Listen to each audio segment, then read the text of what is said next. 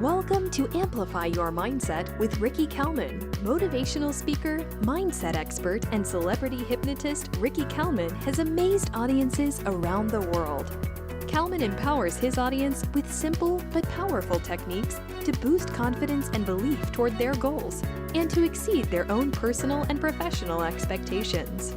Each episode features business leaders, motivators, and incredible individuals who share how mindset has contributed to their success.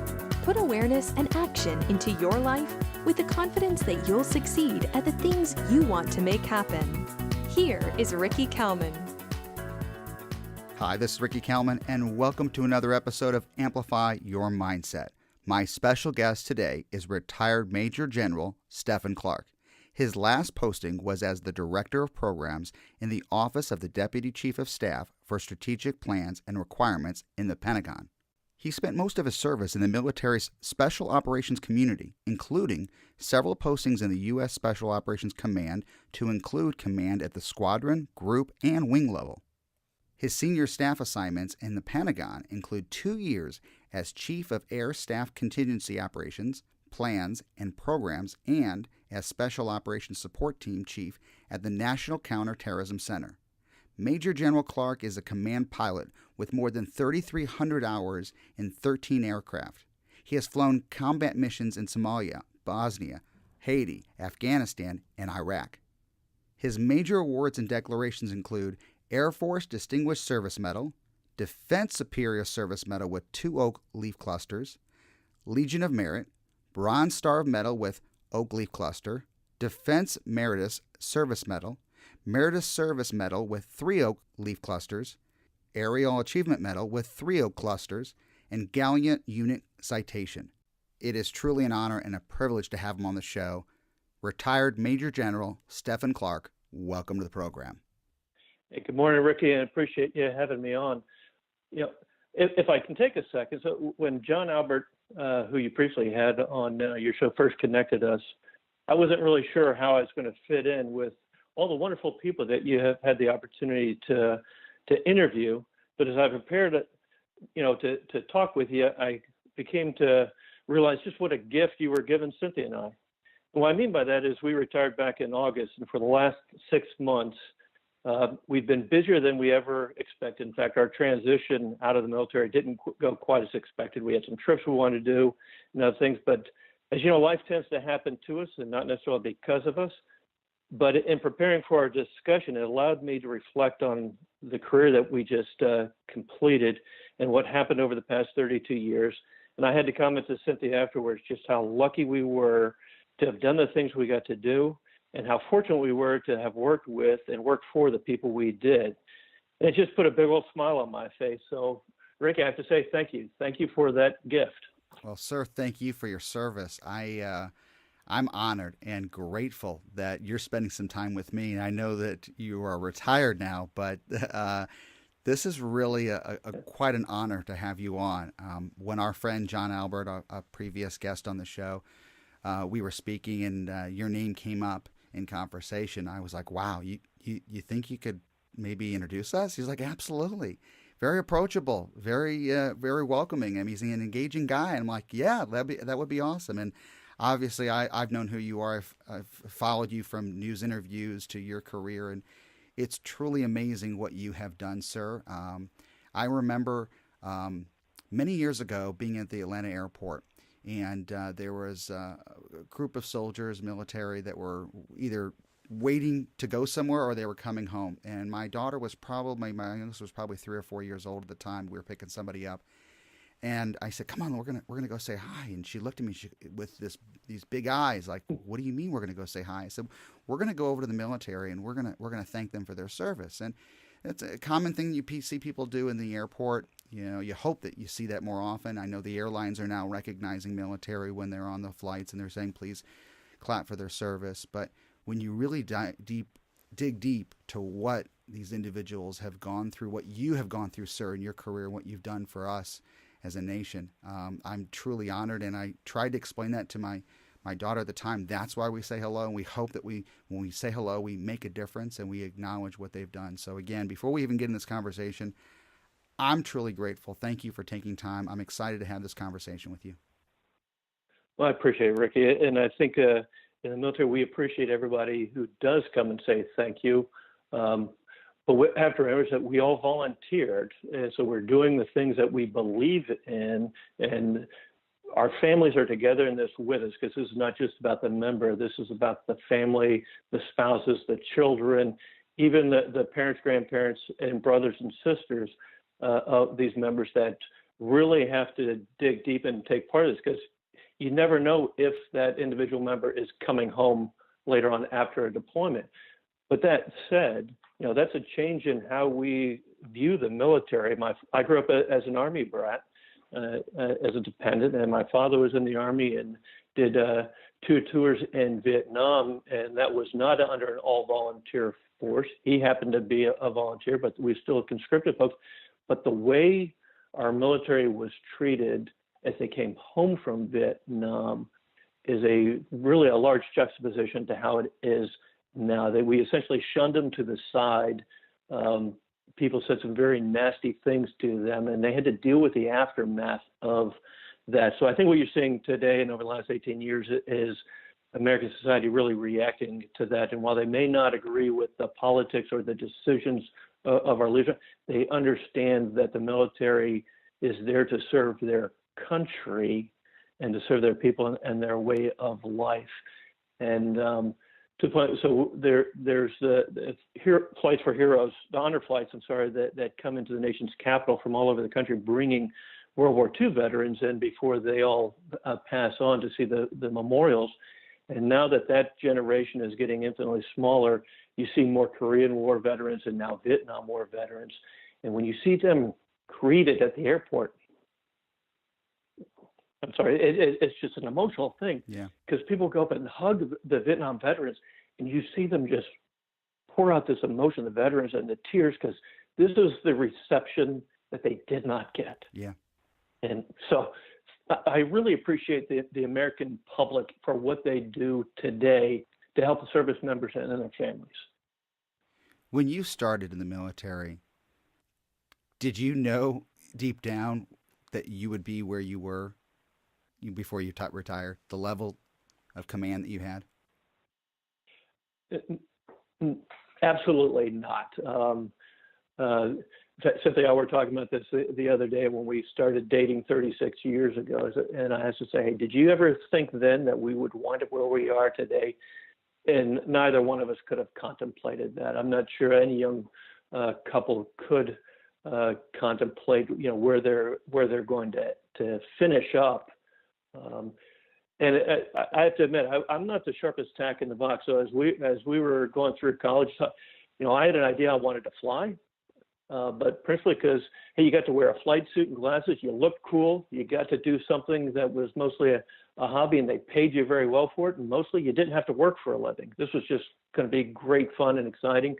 And at that time, Top Gun came out, so we all got really excited about that. But as we went along, I never had plan B. So if plan A didn't work out, I don't know what I would have been doing. I guess it would have been like everybody just had to figure it out. But, as it went along, our focus kind of changed. And I tell Cynthia, what I really think I want to do is be able to dance on the world stage a little bit and make a difference. I want to participate in something big that matters. And as I would talk to my young officers or senior enlisted folks and do some mentoring sessions there, it kind of evolves into a story, because stories are a great way to communicate ideas and visions. So I said, what I really wanted to do was to be able later on in life, when I'm a grandfather, is have one of my grandchildren sit on my knee, and I can open a history book and point to them and say, I got to participate in that. Or, hey, see this person here in the corner here, that's your granddad here. But let me tell you about the people around me and all these great folks who got to make this thing happen. And we've been very fortunate that, after 32 years, I can look back and say, we got that opportunity to participate in some really meaningful things. Can you say how many missions were you involved with? Numbers of, I would boy, I couldn't count those. What I would tell you is that out of a 32-year career, I spent 26 years in the special operations community. So I started out my career, I went through flight school, and I stayed there as a flight instructor for a couple of years.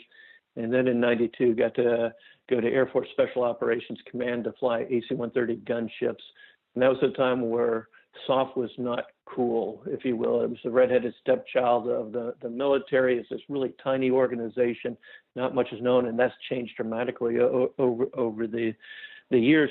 But in that 26 years of my operational time frame, I think I spent somewhere around 6-7 years downrange in a combat zone, and a couple more years on exercises and stuff like that. Yeah, I mean, so from what I gather from my little back history here, about 3,500 hours in 13 different types of aircraft. That's the total flying time. Total flying time. Yeah. So I was, I started combat operations when we were flying in Bosnia back in the early 90s.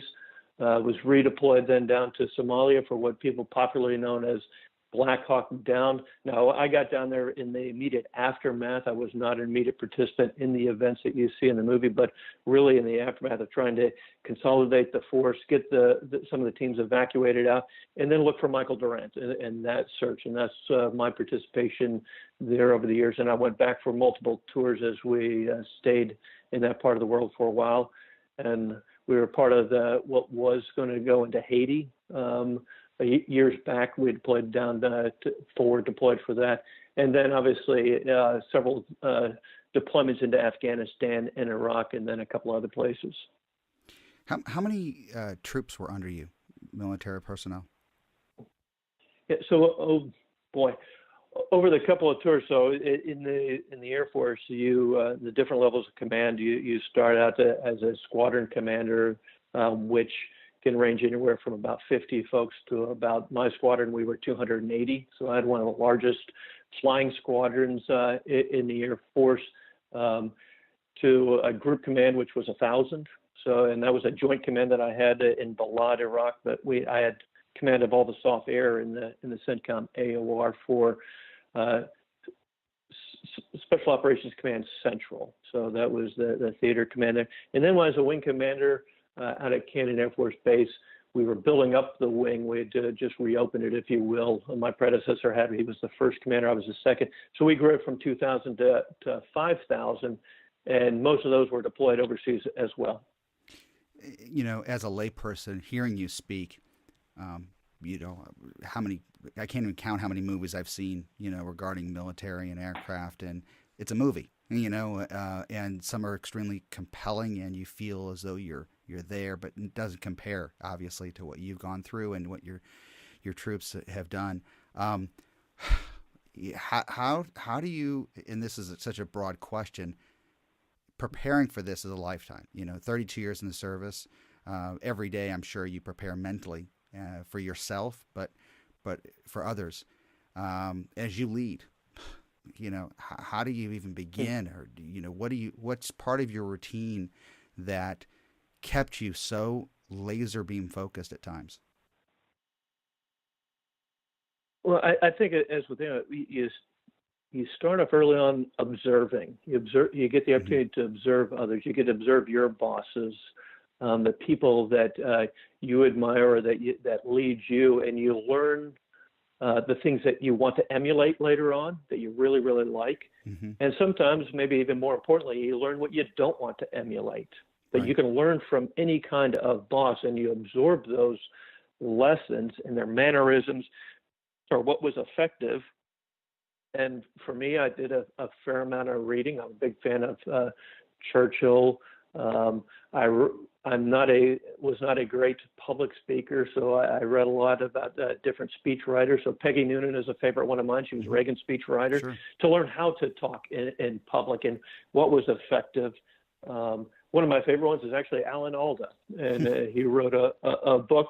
He's actually a great student and a serious observer. But I said, if I understood what what you were saying, would I have this look on my face? And he talks about empathy and how to connect with folks. So as I learned a lot of that from folks, that helped me understand that part of leading is also acting, if you will, acting for purpose. Because as General Mattis said one time, it's about reception, not transmission. So what are they hearing from you as they go through their own filters? What are they actually hearing as you're talking? What are they understanding? So you have to understand the audience, right? That's what you're always told. You have to understand your audience. But when your audience comes from various backgrounds all over the country and around the world, and economic, social backgrounds, so how do you connect with all of them and do this? And I think it really boils down to this. You just simply have to be authentic. You can't make that stuff up. It has to come from the heart and what it is you truly believe. You had a conversation a while back with Sam Silverstein, and he made a comment, said, hey, you have to understand what you believe. What are your values? What are your ethics? And are you grounded in those things, and do you understand them? I'd like to add to Sam's comments, which is, what do you believe about your people? Right. Are your people trying to do the best they can with what you've given them, or are they screwing up intentionally? And when you figure that out, now you can really connect with them because you understand that they're working just as hard to be successful and for the team as you are. And then you can create an engaging conversation. And for me, I'm an extreme introvert. So getting up on stage, it takes all the energy I can muster. It's not that I'm shy. It just takes a lot of energy. But I avoid the podium like the plague because I just lock up behind there. It's so unique to hear you say that. And because you're such an incredible leader, an inspiring individual, and you've done so much. You validated something in this earlier part of this, our conversation just now. One of the things that I talk about on stage is that when we motivate ourselves, we have to figure ways that's going to work for us. And I have this theory that you just confirmed it just now. There are people in our lives, people that we don't know, that we are truly inspired by. Maybe it's the guy next door. And I've talked about this before, and I talk about it on stage. Maybe it's the guy next door. Maybe it's the mom coach that you just go, wow, she's got all these other things going on, and she's putting everything in an effort towards the soccer team. Maybe it's a famous, athlete. Maybe it's a business leader. People that you just don't connect with personally, but you just admire them. And my theory is this, is that I guarantee you they look for ways to inspire themselves. And I guarantee you by the side of their bed, they probably have books of other people in the same position that they are in now that they're learning from. And like you said, you learn from their mistakes and you learn from what they've done successful. And you just confirmed it because I've said it's a theory that I think, past presidents, past military leaders, past, CEOs of billion-dollar companies look for ways to inspire themselves. And you just said it. You were inspired by Churchill. And, things like that, again, it validates we're all human. Absolutely. So it is a human endeavor. So that's a term I would kind of use with my folks. It's a human endeavor. This is about you can't process or policy your way to success. You have to connect with the people. If you give them the leadership, the guidance, the training, and the resources, and then cut them loose, have the courage to let them run with what you have given and watch them succeed. And let them succeed. And if they're not, you're probably failing at one of those four things, and you have to reevaluate. But at the end of it, as a leader, if your people are failing, it's your fault. You have to go back and rethink through those things, whether it's your leadership or a subordinate leader that you've provided to them or put over top of them. What are they doing? What it is they need to do in the leadership guidance, resources, and training arena. And then maybe if you evaluate all that and you say, man, we have that about right, maybe you hired the wrong person, or maybe they've just reached their limit. They're not bad people. Maybe they just reached their limit. But at the end of the day, it comes back to you as a leader is, hey, this is your challenge, your fault. Your job right now is to be successful. And a measure of success is if you can extract that leader from the organization and the organization keeps running fast and hard and executing, well, then you have a successful leader because they trained their replacements. They mentored and trained their replacements. If that organization fails with the leader gone, that leader has failed because they've made it about them, not about their people. That's interesting. And this applies to any type of business, too. I mean, you could be a restaurant owner to, again, a billion-dollar company. And one of the things that fascinated me about you, and we had this conversation a couple of weeks ago, is very similar to what you just said. It's about creating this culture of great people, creating a culture of great leaders. I was really inspired by that conversation, which made me get excited about this call that we were going to have. And I'm glad you brought that up again, because again, great leaders make great people, and other great leaders. It's really fascinating. It's fascinating to hear you say that. Yet, it sounds simple. It's not, but I think it's so overlooked in our businesses, in our lives. I think people sometimes, is it fair to say they sometimes don't look at the whole? They don't look at the culture, and they look at themselves, and they're always too focused on themselves, but they don't surround themselves, with people that can learn and grow. No, I think you're absolutely right. I think that's part of, the one of the big questions: are leaders born or are they made? And the answer, like to most things, is yes to both of those. There's an amalgamation that comes together, and sometimes just history happens to a person. They happen to be the proverbial right person at the right place at the right time. Mm-hmm. And somebody who was going to be obscure to history all of a sudden becomes a leading factor in historical events. Mm-hmm. So the idea that there's just this person that is going to take charge and go out there on their own and be magnificent, I think is a fallacy there.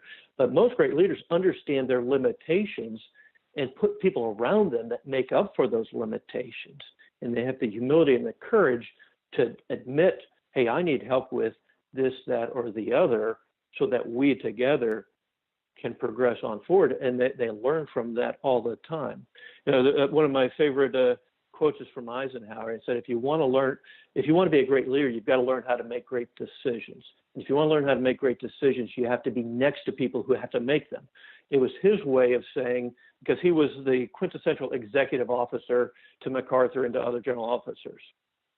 But you were the person in the room watching how decisions are made. Mm-hmm. Meaningful, impactful decisions are made. And you realize, if you get that opportunity, and most general officers within the military were executive officers at some point in time, mm-hmm. which sometimes people translate as a negative. Well, you got to be an exec to ride the coattails. No, you have to be an executive officer maybe sometimes in order to learn how these things are done. But you also realize that leaders are simply human beings doing the best they can with what they have given the situation that they have at that time. So it is a human endeavor all the way around. Leaders, senior people are just normal people. We put our pants on one leg at a time. We get out of the bed, and sometimes it's the wrong side of the bed, and we're just angry that morning or whatever it might be. We're human beings. Right. The thing is, the further up you go, right? They say the higher up the ladder you climb, the more people you're shining your backside to. So your faults get exposed. Yeah, and you're right. You're not immune to emotion. You're not immune to tragedy. You're not immune to all the things that we're all affected by. At the same time, how do you sometimes turn it off and turn it off the emotion and then go into your normal life? And which kind of leads me into what I'm about to ask you. Is now 32 years retired. This is what you've known. You said you grew up as a military child with 32 years of service and around the world. Well known. You're an expert. People come back to you now, and you've been on panel. I know I've seen you in the news. In interviews. How does it feel now? Because now your mindset's different. That you aren't in the military, and I'm sure there are times that you see something, but you're retired. It's like you turn the key. You're not involved. How difficult that is at times to see things and you can't get involved with? It kind of comes and goes. it's hard to turn that switch off. Um, and Cynthia, I'll have to admit, we've kind of struggled with it a little bit because that has been our life for so long. And you enjoy the company, the camaraderie of a high-performing team and a culture that you've known your entire life, and now you have to move on. Life evolves with it. So it excites me to watch what's going on, and really what gets me jazzed is to watch some of the young folks that I had when I was a squadron commander or group commander that were lieutenants and captains that are now colonels, and even some of them are generals and chief master sergeants, and watching them succeed and getting their time to make a difference at a senior level, and watch the decisions that they get to make and think back and go, hey, maybe I get to play a little part in who they are today. Sure. And that's pretty fulfilling. But the flip side of that also is, I'm 54 years old now, and I've been in the military all my life. And now I get to experience the other 99% of what's out there. So I'm the kid in the candy store. Yeah, I'm sure there's a lot of things coming up for you that are going to be exciting. This is the new beginning for you. And going back to what we were just talking about, looking back at what's going on, you celebrate your success. You celebrate the success of people you've seen from the very beginning, and they're growing and they're still involved and they're heavily active. You celebrate what they're doing, personally, professionally, and you celebrate what you're about to do now. Think about, it's mind blowing to me, the training mentally, physically, on a knowledge level that you have gained in 32 years, and what you are now going to be able to offer others in whatever you do with the rest of your life. And it's exciting. I mean, I think it's truly amazing. It doesn't sound like you're going to sit around and wait for something to happen. You're going to make it happen. So we are excited about what's in front of us. We're really excited that the biggest change is what puts a smile on my face. I get to control my time now. So we get to pick and choose what we get to do. A couple of years ago, I told Cynthia I wanted to go out to Jackson Hole on a vacation and stuff. And she said, we have to book that about a year in advance. And I just had to stop. And I can't comprehend 3 months from now, let alone a year from now. Wow. And she says, well, my family used to be able to do that. So now we can. I can actually go, hey, let's go to Jackson Hole next year, and I have, a fighting chance of actually making it, and that's exciting to do. And the opportunities that are out there are terrific. But I hope we can bring some value to, some other endeavors that can use that experience that we gained over 30 years to make a difference. And I would tell companies, and this is something that a friend of mine and I are trying to engage some companies, is you talked about all the training and everything. That's a valuable resource to any company out there. So as they're looking to hire people, I would encourage them not to pigeonhole a veteran as to, hey, this is a classification they fall into. They're too regiment, they're too this, they're too that, or they don't have the technical expertise on. I would tell you, they're a resource that you don't have to expend a lot of your precious dollars on, because your tax dollars, the government has already done that. And these are people who know how to make decisions and know how to lead already. They may not know your technical business, but the mental skills are all there, and they can be the accelerator of your company if you take the chance and pay attention and talk to them. But then also, don't just treat them like everybody else. They're a little bit different kind of cat coming to you because of all the experiences they bring with them. And I think they can make a significant difference because they'll give you a different perspective, a different lens to look at things through. I'm sure. I'm absolutely sure. I'm glad you mentioned that. I'm sure that your training is it's overwhelming. I'm a little speechless here because I'm grateful for what you have done. I'm grateful that you're allowing this conversation and you can put more information out there, because it is truly fascinating. We could probably talk another 30 or 40, maybe minutes to days. I'd love to have you on again in the future. I'd love to know what's going on with you next. So please, let's keep those channels open. Thank you for sharing this about leadership today. Was really fascinating, and I hope the listeners got a lot out of this conversation. Well, I really appreciate it, Ricky, and it's been wonderful talking with you and learning a little bit more from the other people you have talked to as well. And if we hopefully we'll cross paths again and get the opportunity to talk. And thanks for having me on. Absolutely. Thank you. You have been listening to Amplify Your Mindset with Ricky Kalman. For more information on Ricky Kalman's corporate and personal development programs, visit rickykalman.com.